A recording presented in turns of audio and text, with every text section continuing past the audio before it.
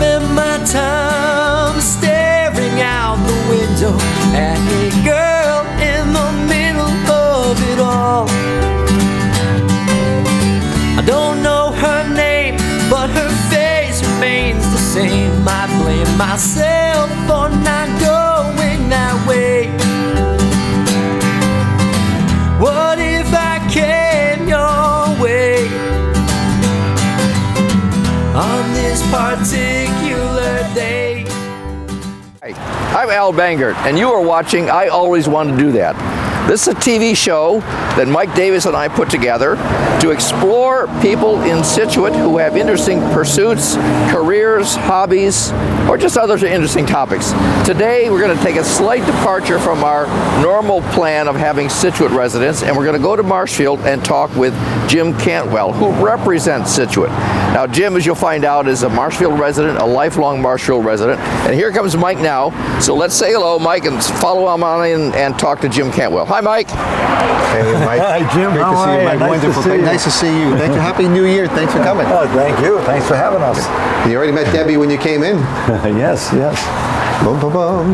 Your time today. Appreciate you coming by. And the show that we're doing is called I Always Wanted to Do That. Now, I'll be honest with you, I never wanted to do what you did. But we appreciate what you do because you're supporting the folks here in Marshfield and Scituate. It's a wonderful, wonderful job. Wonderful way to contribute to the towns that I grew up in. Places where I've lived all my life. And so let's go back in time. Sure. You went to school in Marshfield? Went to all Marshall public schools. And then off to? I went to Boston College. Boston College. Okay, so you stayed local. You stayed local, and then was working.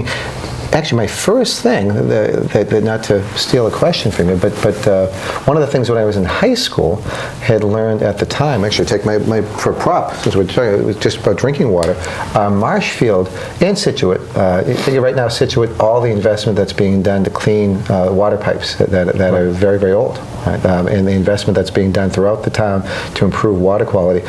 Marshfield at the time had realized that 3 of the town's wells had been closed when I was a little guy. Wow. Just for a short period of time, but the questions about what the cause of some pollutants were. But water quality was a big issue when I was in high school. And right behind the home where I grew up, there was a developer who was putting in new houses, which were fine, but he was using pipes that were called TCE line piping. Old pipes, a tetrachloroethylene, something of that nature. Sounds like something that's bad today. Yeah, well, in the EPA said back in the 70s, they ruled that you couldn't use that lining anymore. It was lining that was used to try to keep the pipes from corroding, but also as the lining corroded, it was a cancer-causing agent. So here, I'm a young person, I was 12 years old. My parents are very active in town. My mom was a teacher for 26 years. To show how active my mom was in town, there's a library in Marshfield named the Arlene M. Cantwell Memorial Library. My dad was super active with all things in town. He ran baseball for 40 years. There's a baseball field named for my dad. My parents were really invested in town.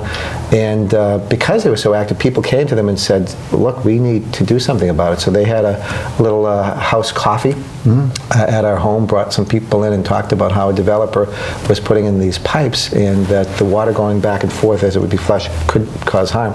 So my first job ever is in public policy. I went door to door handing out little pieces of paper to people and said, we should take action. This is outrageous. We don't want someone to make us sick. And our DPW, and through the town, brought suit, forced the developer to pull the pipes out and clean out the others. And so that was, as 12 years old, I said, wow, I got to, even it was tiny what I did, very tiny, but I said, well, I got to make a difference. You know, in the future, and once my son is 16, he's a sophomore in high school, I'm going to stay doing what I did. I love representing Scituate, love representing Marshfield. You know, there'll be a day. You know, at some point in time, what's healthy is to make sure other people who have new, fresh ideas, that these representative seats, they should, you know, you should have a turnover every 10 or 12 years or something of that nature, just so that other people get to bring in new energies and such. So I love what I'm doing now. I'm not going anywhere for a while, but once Chris goes to college, I think that's good news for everybody watching because of the job that you're doing, as I said earlier.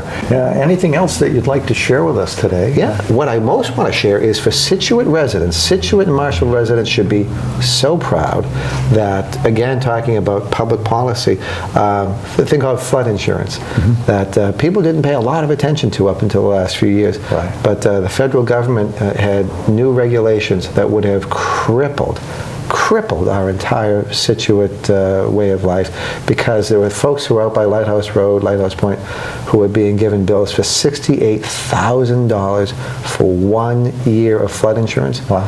And Scituate residents said, there's just no way for us to sustain it. One of the proudest achievements for my representing our two little towns, Scituate and Marshfield, I got to fly back and forth to DC several times, and we made the case that they needed to change those regulations and change some of the mapping. The regulations have been changed in good fashion that are helping us to make sure that insurance rates are more reasonable.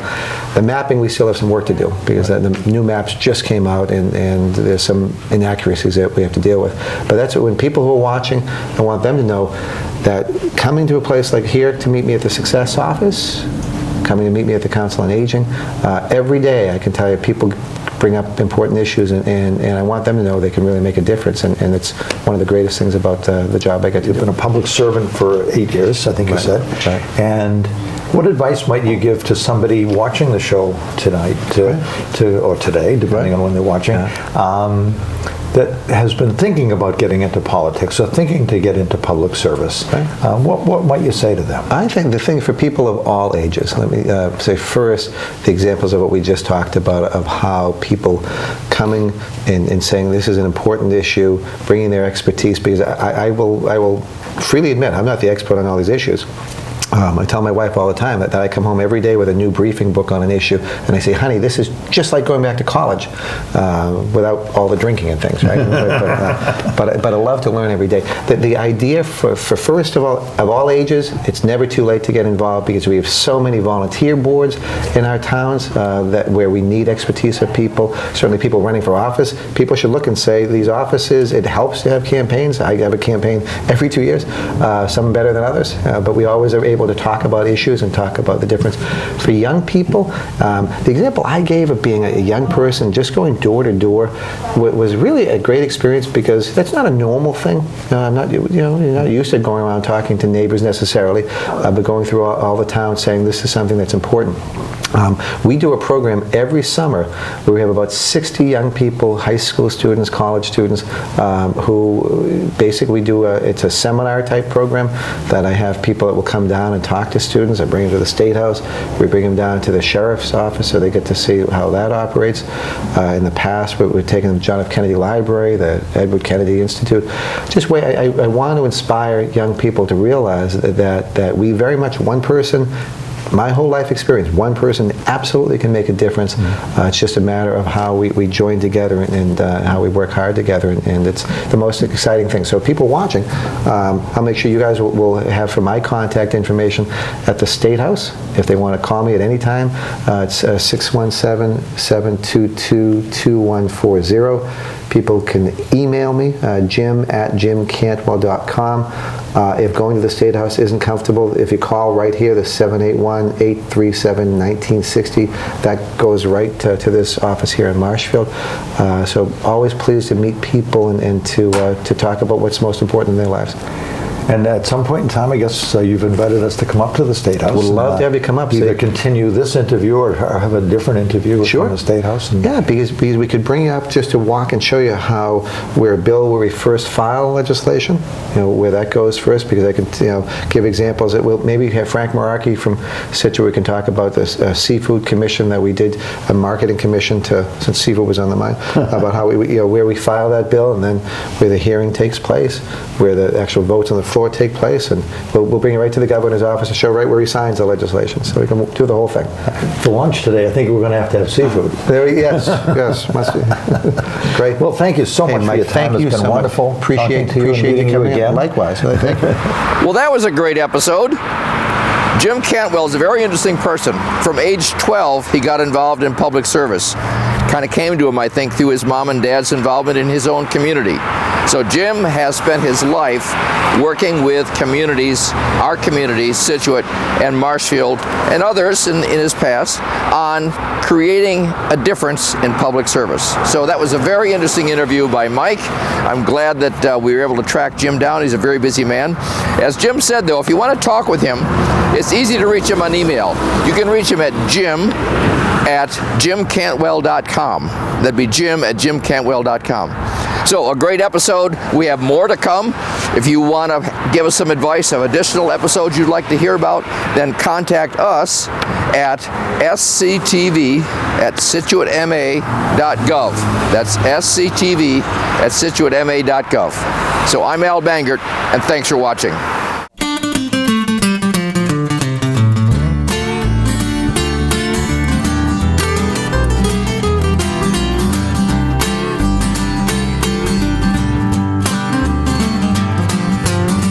I spend my time staring out the window at a girl in the middle of it all. I don't know her name, but her face remains the same. I blame myself for not going that way. What if I came your way on this particular day? Well, I want to know you. Will you let me know you? Let me take this chance to say, let's go, let's go, let's go right now. Well, it don't matter where or how. Things like this, they just can't wait. Let's go, let's go, let's go right now. I feel like, need like getting around. Things like this, they just can't wait.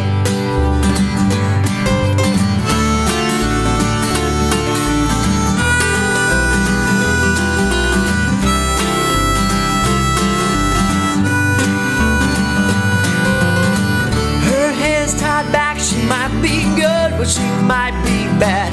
Well, she might just be that girl I never had. Let's take a shot, 'cause it's all we really got in this life.